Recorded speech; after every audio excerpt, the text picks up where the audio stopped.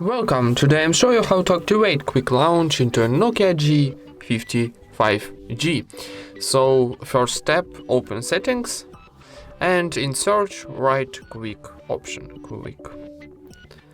And from the list need choose jam to camera option and click here to turn on this option.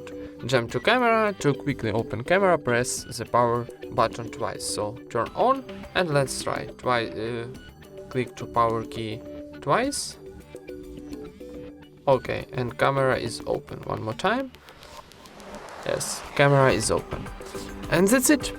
Thank you for watching, leave thumbs ups and subscribe to our channel.